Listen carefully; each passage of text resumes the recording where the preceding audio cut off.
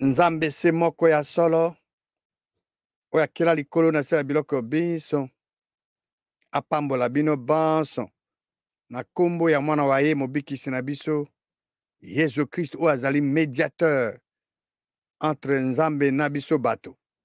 Nzambe avandisa ye na loboko na mobali azali o likolo azali kointercede mpo na biso bandimi.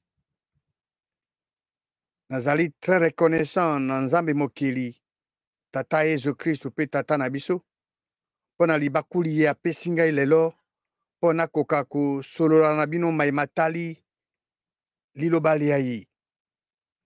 Nasolola na bino baye bolingaka ye. Ezali wa bino ndeko Tito Ngbanda. Boye bolamu na émission Que dit la parole de Dieu? Liloba lia Nzambe elobi nini. Esengeli tondima Nzambe mokeli po ete banguna ya ekolo na yo entre bango moko va se détruire.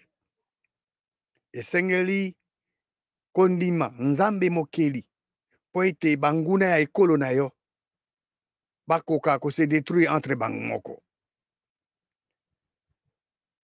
Lelo tolingi tolendisa bino to exhorte bino baye bozali bolingi mboka na bino kasi bozali na manduki te po ete bondima que Nzambe a solo o akela likolo na se asala ete banguna na bino banguna ya ekolo na bino bango moko babomana entre bango. Ezali disponible. Na kosenga na bino bozwa Biblia na bino tokene na buku ya 1 Corinthiens chapitre 13. 1 Corinthiens 13 tukutanga verset 13 verset suka. Sikawa biloko misato etikali. Kondima eliki ape bolingo. Kasi o eleki nyonso wana misato ezali bolingo. Lokola boyebi bolingo esalaka mabete na moninga na ye. Kondima wa foi awa ezali mo grec pistis kondima. Ezali kondima nyonso o Nzambe et à rendre yango disponible lelo selon liloba lia ye. Eloko nyonso Nzambe a rendre disponible lelo yo kondima po esalama po ezali disponible déjà. Pona kozwa lobiko ezate ko ezala tango Yesu Christ akozonga nde ozwa lobiko te. Non, lobiko eza disponible lelo soko tatoli na monoko moyo mokonzi Yesu ondimi na motema moyo ke Nzambe asikisi na bawa ozwi lobiko. L'espérance eliki awa. Eliki eza kondima maemaso makozala disponible ndele eyenge bene na liloba lia Nzambe. Maso maema kozala ndele disponible eyenge bene na liloba lia Nzambe. Ndakisa Kristo akozonga ayaka mbala ya liboso bato bandimaka te bon ayaka akokisa mission na ye azonga Nzambe avandisa na loboko na mobali Nzambe pe akotinda ye ezali toza na elikia que Nzambe akotinda ye. Voilà l'espérance. Nous croyons à tout ce qui est disponible dans le futur selon la parole de Dieu. La charité, le mot grec agapé, ezali bolingo Nzambe na mayele ya sika. L'amour de Dieu dans l'intelligence renouvelée en manifestation. Donc, ton mot foi, ezali mot grec pistis qui veut dire croire. Elingi koloba, biso kondima, maemaso o Nzambe rendre disponible sikawa. Enge bena liloba lia ye toko kondima. Poto zwa yano. Kondima, croire est un verbe et un verbe implique l'idée d'action. Donc, soko ba ebisio ndeko apeso ndeko asengi yo mai. Est-ce na kozo mai ondimi osala ni kozo action. Ozuma opesiye. Alors, lelo tozoko exhorter yonde komasi ndeko mobali yo olingaka mboka na yo. Kasi mboka no ezali occupé, mboka no ezali bandeko no bazokufa. Yo zana manduki te me ozana munduki oya makasi koleka. Ezali losambo. Kokende pa ya Nzambe mokeli. Po ete akoka ko ningisa ete banguna mboka na yo. Entre bango moko oloki ezala yo oyo ozana munduki te me bango moko entre bango babomana entre bango. Ezali disponible. Nzambe mokeli asi asala mazali maye oyo asala eza na kati ya liloba ya ye akosanga mpe lelo mpo na yo mpe mpo na mboka na yo ezali disponible. Mais yambo ke yo moto ozwa eloko epa nzambe mokili esengeli oyeba soki eloko olingi ozwa olingi osenga ye eza disponible mpo oyeba ete eloko olingi ke nzambe mokili apesa eza disponible esengeli odécouvrir yango na kati ya liloba ya ye.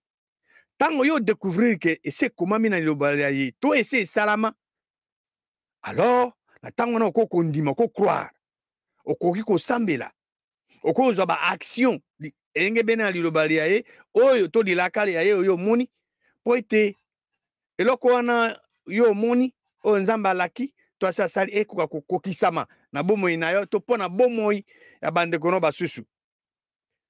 Eloko eza disponible eza eloko nzambe mokili alaka na kati ya liloba ya ye alaki eza wana na kati ya liloba na ye to asi asala na kati ya liloba ya ye. Alors na koraple bino bakle mitano oyo avant yo sambela avant osenga eloko epa nzambe mokili esengo oyeba fungola ya liboso clé ya liboso esengeli oyeba soki eloko olingi osenga eza disponible nawuti kondimbola wa boye mpo oyeba eloko eza disponible esengeli okende na liloba ya nzambe otala osengeli na mosala eske nzambe alaka ke moto asambela asala mosala voilà sokuti promesse wana nde yango nde okokroa mpo nango. Non esengeli kokende na liloba ya nzambe mpona kodécouvrir eloko nini nzambe alaka to nzambe asi asala nkati ya liloba ya ye. Clé ya mibale ntango yo okuti eloko oyo eza disponible kati ya liloba nzambe ndenge nini okozwa yango ezali kondima. Comment le recevoir et de croire littéralement à la parole de Dieu? C'est être pleinement convaincu de la promesse de Dieu. Ozana tana doute mokete parce que nzambe nda laki yo ndimi po ozwa yango. Amisato. Tango sikoyo yo ndimi po ozwa yango tango ya nzambe apesi yo osala yango nini? Yango wana quand faire l'ayant reçu il faut utiliser yango eloko mpona eloko osengaki ya mine ba besoin na biso na ba désir na biso il faut ça toujours parallèle en harmonie. Et clé ya mitano ezali ete oyo nzambe alingi nzambe aza na makoki mpe ya kokokisa yango. Donc le vouloir de Dieu est égal à son pouvoir. Soki nzambe alingi eloko donc azali capable ya accomplir yango. Esengo toyeba yango nzambe aza non seulement capable ya accomplir non seulement pardon nous devons reconnaître que Dieu est non seulement capable mais veut alingi mpe azali capable kaka te mais alingi mpe kokokisa elaka na ye moko na moko ezali na kati ya liloba ya ye. Alors ezali disponible ke yo ndeko mwasi ndeko mobali ocroire ondima po ete banguna ya mboka na me banguna na yo bango moko bapotana entre bango banguna ya mboka na yo baboma na entre bango moko. Voilà eza kati ya liloba nzambe mpona nini? Parce que yo olingi ke nzambe mokeli oyo azali nzambe ya justice asimplike na situation ya yo to situation ya mboka na yo na bodéployaka nguya na puissance na eza na ndelo te pa confondre ba injuste bao bazolinga kodomine bino oyo bazoboma bandeko na bino. Justice eza na mokili te mais nzambe mokeli aza nzambe ya justice. Nga nalobaki ke yo ndeko mwasi ndeko mobali olingi mboka na yo kasi oza na manduki te ozali mpe mosika par exemple mais okoki oza na munduki oyo ya monene oyo eleki manduki oyo ya mokili losambo okende epa nzambe mokili mpona nini kosambela? Po ete losambo ezali na nguya ya makasi. Liloba nzambe elobi na Jacques 5, 17, 18, donc la prière fervente du juste a une grande efficacité. Nguya ezali na losambo. Et na uta loba que loka justice ezali te na mokili. Bon, nzambe mokili aza nzambe ya justice, yo ke pa na ye, po na situation na yo, po na situation ya mboka na yo, ye ako exercer justice na ye. Parce que yo ndenge oza wana yo ndeko mwasi ndeko mobali, moto moko te awa ose akoki kopekisa yo okende osolola na nzambe mokeli bakopekisa yo parfois okosala vino mobima okosola na président mboka no te mais moto moko te awa ose akoempêche yo akopekisa yo osola na nzambe mokeli oyebisa ye mayema tali situation ya yo moko mayema tali situation ya mboka na yo yebisa ye mayema tali mboka na yo mboka no ezali occupé banguna bakoti bato oyo bino bosalisa bakota bazoboma bandeko innocent ye a exercé jugement na ye ye aza fidèle ye matoi maye mazala kokangama te akoyoka akointervenir asi asala dans le passé akosala yango mpe mpo na yo mpe mpo na mboka na yo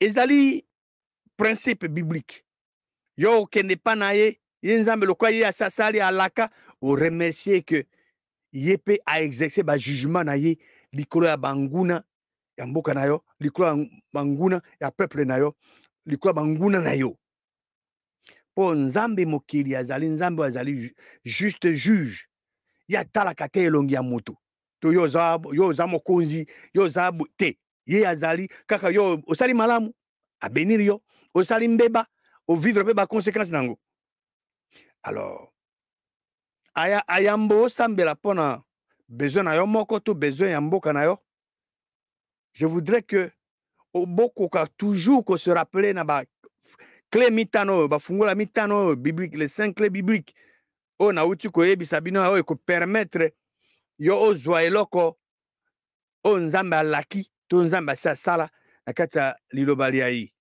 ezali très important ogardango na mayele yo olingaka mboka na yo kasi oza na manduki te yo oza soda te oza policier te ozali parfois mosika mais ozali na munduki o na uti koyebisa losambo epa nzambe mokeli losambo authentique losambo eza nini losambo eza koganga ya moto to kosenga ya moto epa nzambe mokeli yo ndeko mwasi yo ndeko moyebi ete nzambe mokeli asambelaka te biso bato tosambelaka bandeko basi mibali tokendeke epa nzambe mokeli na babesoin na biso mpo ya kokisa biso mai tozangi kosambela eza kokamata nzambe na maloba maye moko maye ya alaki to alaka to asala ozozwa yango ozwa ye na bamona ye ozoremercie ke nzambe yo olaka boye na remercie mpo ete osili kokokisa yango mpo na nga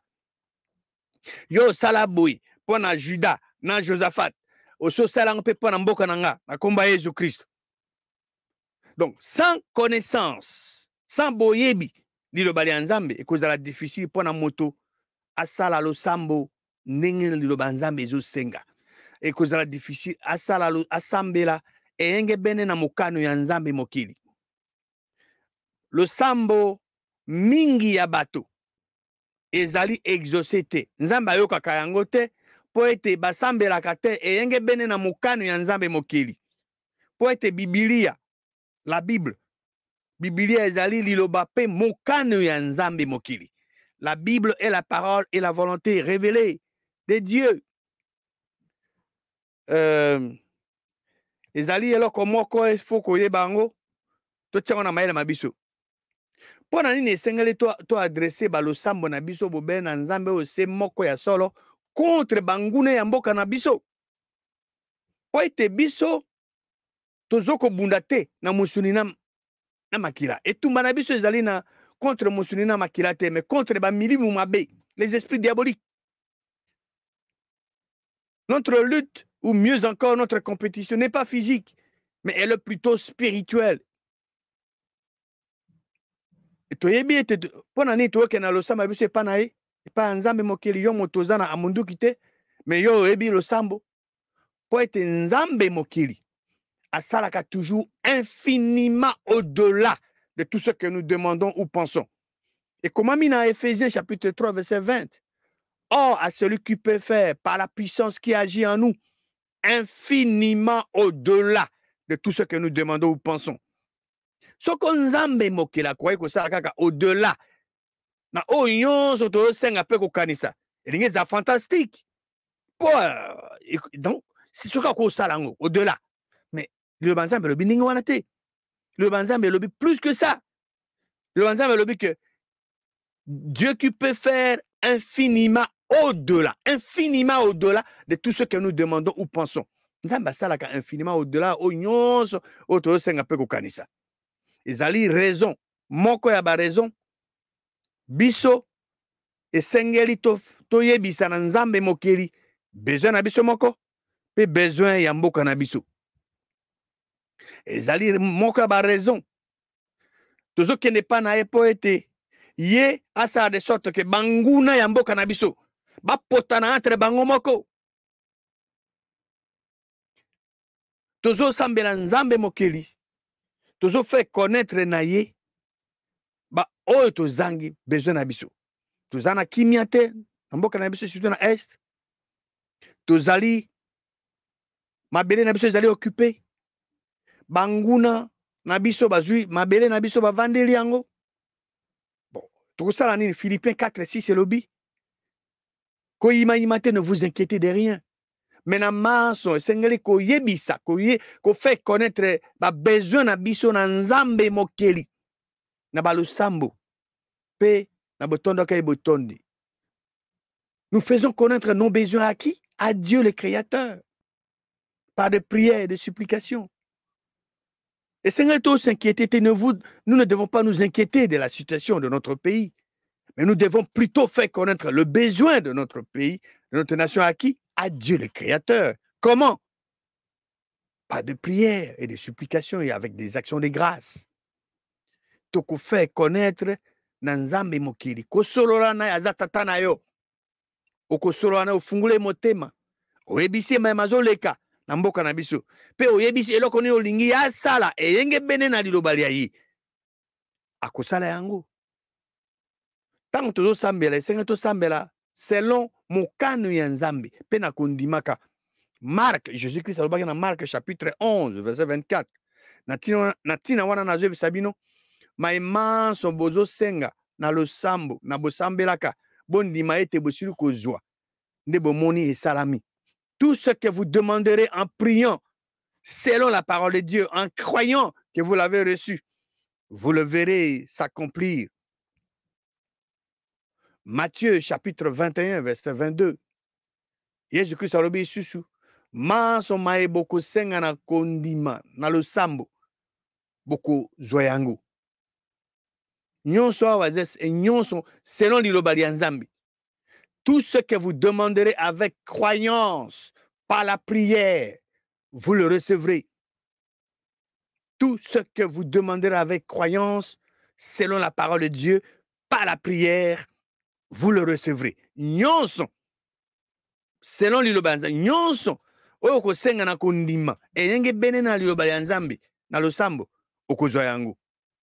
Esengeli tosambela, eyenge bene na mokano ya Nzambe ya solo. Soko tolingi ke yayoka biso, ye Nzambe mokili ayoka yo. Ayoka losambo na yo. Esengeli kosambela eyenge bene na liloba ya ye. Selon prier selon sa volonté. Pona kozwa eloko epa Nzambe mokili. Esengeli koyeba eloko nini Nzambe mokili alaki to asali na kati ya liloba ya ye. Une fois que découvrir yango, eloko ye alobi to alaki to asali, alors oko kene sikoyo osambela selon mokano moye. Toke na 1 Jean chapitre 5, 1 Jean chapitre 5 verset 14 à 15. Tozali na assurance epai ya Nzambe mokili. Ete soko tozosenga ye eloko eyenge bene na liloba ya ye. Eyenge bene na mokano moye azoyoka biso. Voilà. Yango ezali nécessaire oyeba mokano moye avant osambela. Soko oyebi keza mokano na osambeli pendant que ozosambela oyebi déjà que azoyoka yo. Alors soko yo oyebi ke Nzambe mokili azoyoka yo parce que ozosambela eyenge bene na mokano moye ozosambela selon sa volonté. Alors oyo osengi oyebi déjà que ozozwi yango parce que ozosenga exactement selon sa volonté. Alors pendant que osambela eyenge bene na mokano ya Nzambe pour prier selon la volonté de Dieu. Esengela oyeba mokano ya Nzambe. E mokano ya Nzambe wana il faut tonda na kati ya motema mwayo. Po liloba Nzambe tonda na kati ya motema mwayo, na kati ya mayele mayo, esengeli koyekola yango, kotanga yango, koyekola yango. Alors, tango yo oyebi liloba nzambe bilaka nzambe concernant tel ou tel sujet, alors okoko ndima sikawa okoko zo ba action po ete okoko zo ba résultat o nzambe mokili alaki po ya ko sakate soko oyebi mokano moye oyebi elaka na ye selon tel ou tel concernant tel ou tel sujet situation ou problème et ozwi ba action appropriée selon mokano moye et kaka résultat oyo alobi oyo alaki yango nde komona yango. Alors que bistan ere wana ntango ozosala yango ozosambela selon le mokano ya nzambe ozorevendique kombo ya Jésus Christ na bondimaka na bozwaka ba action, alors ba résultat positif ezokosalama na bomoi na yo mpe na bomoi ya bato oyo ozosambela mpo na bango. Totala ndakisa na kati ya liloba ya nzambe oyo nzambe mokili asala mpo na ekolo mpo na Juda. Okoki kosambela mpo ete nzambe a exercer ba jugement na ye likolo ba ennemi ya mboka na yo, ba ennemi ya peuple na yo. Roi Josaphat asalaka yango ekomami na 2 Chroniques chapitre 20 na kosenga botanga yango bino moko na ndako. 2 Chroniques 20 botanga bilaka bya nzambe ezala na ndenge na ndenge bokozala vraiment béni édifié. Mais na verset 10 awa déjà base bayebisi Josaphat que bikolo misato bayokani po ba ko attaquer Josaphat tanga ayoki ake pa nzambe mokili ayebisi etala bikolo misato baye po ba attaquer biso, mais nzambe pa répondaki. Verset 10 lobi que sikawa tala bana ya Amon bana ya Moab na bao ya ngomba ya Seir yo lingisaki biso te tokende epa na bango tango tobimaki na Égypte to se détourner to détruire bango te. Alors qu'est-ce qui se fait, qu'est-ce qui se passe? Parce que omoni awa est-ce que mboka na yo yango nde bandi bato oyo bazokoboma bandeko na yo to ezali bango nde babandi bino? Na ka ya RDC ake koluka motu te banguna bayende bato toyamba na mboka na biso bango nde baye bazoboma bato na biso ba innocent.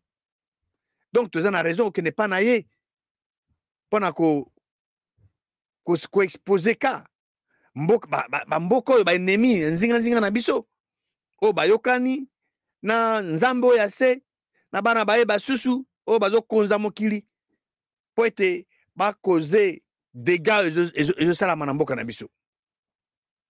Tokokende pa na ye mpo to expose situation oyo epa na ye nzambe mokili ekoyebisa exactement eloko nini tolingi ke ye asala. Verset 11 tala bango nde bazo récompenser biso na boyaka te babenga na biso na héritage oyo opesi biso.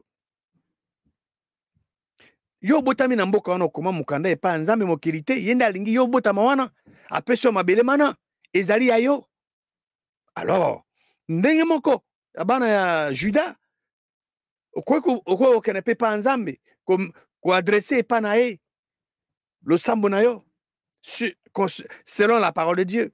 Verset 12 o nzambe na biso est-ce que yo ko exercer ba jugement no te likolo na bango po tozali na makasi te likolo liboso ya bato bazwa banguno baza ebele o bazwa contre biso toyebi mpe eloko tokosala te kasi miso na biso ezali likolo na yo. Roi Josaphat alobi na nzambe mokeli oh notre Dieu n'exerceras-tu pas tes jugements sur eux? Josaphat asengi ke nzambe mokeli a exercé jugement na ye likolo na bango. Nalobaki na bino tout à l'heure que na mokili tozali justice ezali te, mais tozosenga na nzambe tozokende pa nzambe mokeli oyo azali juste juge azala impliqué à exercer jugement na ye contre ba ennemi ya biso contre ba ennemi ya mboka na biso. Ezali disponible 2 Chroniques 20 verset 13 à 18. Bokomona wana bato ya Juda nyonso tout bazalaki uni bokotanga yango verset 2 Chroniques 20 verset 13 à 18. Bomona bango nyonso tout bazalaki uni basi mibali bana pendant que bazali wana les prophètes moko nzambe ayebisi à répondre apesi message na bana Israël ke babanga eloko moko te Bon, Nzambe ya soro soro azoro ba toujours ne craignez point, ne vous effrayez point devant bateau bazo ya ebele bo banga na bino le komokoti. Mais bokende bino de bokubunda te Nzambe nda kubunda pona bino. Lobi bokende apesi ba instruction bokende bo telema bo mona ndenge Nzambe délivrance Nzambe ndenge usalama. Alors ici, on a verset 17 que vous n'aurez pas à combattre à cette affaire. Présentez-vous, tenez-vous là et vous verrez la délivrance que l'Éternel vous accordera. Alors, Judas à Jérusalem a ici bango au bangate pour la deuxième fois. Ne vous effrayez point. Bo bimalobi bo kene beaucoup temps. Po Nzambe akozana bino. Josaphat na réponse wana Nzambe ndenge a répondre na message ya prophète à s'incliner contre terre pour un respect. Na Juda na surtout à Jérusalem bango tu bakumisi Nzambe mokili po ete yalobika kobunda pona bango. Alors résultat ya losambo wana ezaki résultat moko spectaculaire parce que dans 2 Chroniques 20 verset 22 à 25 homme de Dieu appelle ça qui instruction alors ne sengo basala tango bato babantambo bandi koyemba Nzambe pardon le sambo bato kumisa Nzambe na le sambo. Alors Nzambe mokili ati embuscade contre bana Amon pe à Moab pe na bao ya ngomba ya Seir o bayaki contre Juda bango nyonso to bazaki battu. Et là on est salami pratiquement bato bana ya Amon na Moab na somi bale wana bango nde ba détruire bato ya Seir ba détruire bango tant ba sisi ko détruire bango ko exterminer bango mi bale deux nations ba bandi ko bomana entre bango. Voilà, c'est disponible. Vous pouvons croire que les nations ennemies, en Bokanabiso, Bangope, va se détruire. C'est disponible. Verset 24.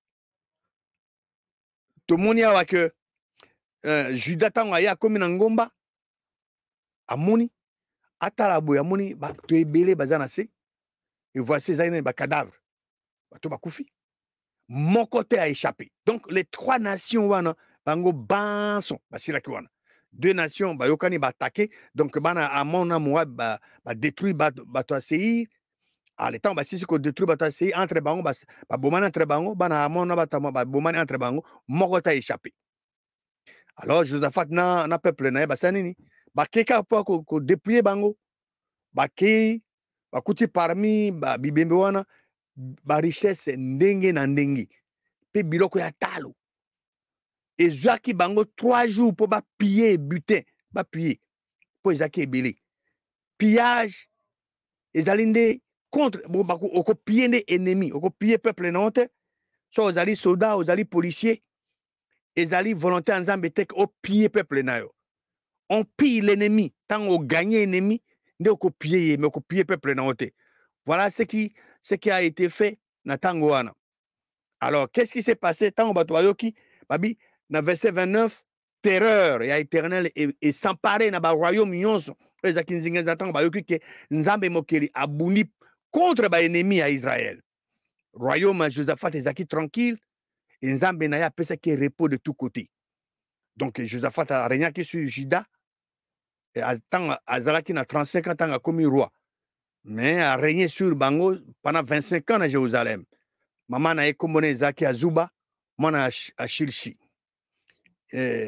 Josaphat atambola ki na nzela ya tata na Asa ya se détourné te na bosalaka eloko ezali droit sembo droit liboso ya na miso ya Nzambe na kati ya Psaume 33 verset 10 yo banzambe zoloba que Nzambe éternel Jéhovah ye a renversaka dessein à la nation, azoko aniati projet à peuple. Dans 1 Corinthiens 13, verset 13, to monique, biloko misa tetikali, kondima, elikia pe bolingo. Bolingo nde zailo kwa munene koleka. Alors, kondima, tuzondima, manso ma Nzambe rendre disponible lelo, na bozaka ba action po ete, eloko Nzambe rendre disponible, et salama. Alors, to monique que 3 nations, ba yokana ki po ba attaquer Juda. Mais Nzambe asale ke bango, entre bango moko ba se détruire. Biso pe senge to croire Nzambe po ete ba ennemi ya mboka na biso bango moko ba se détruire entre bango ba potana entre bango et que kimia ezonga na mboka na biso et que bana mboka bazwa kimia ba profiter na ba ressources nyonso o nzambe mokili apesa na mboka oyo ye moko apesa biso. Nzambe mokili apambola bino banso na kombo se moko ya mwana wa ye mobikisi na biso Yesu Kristo.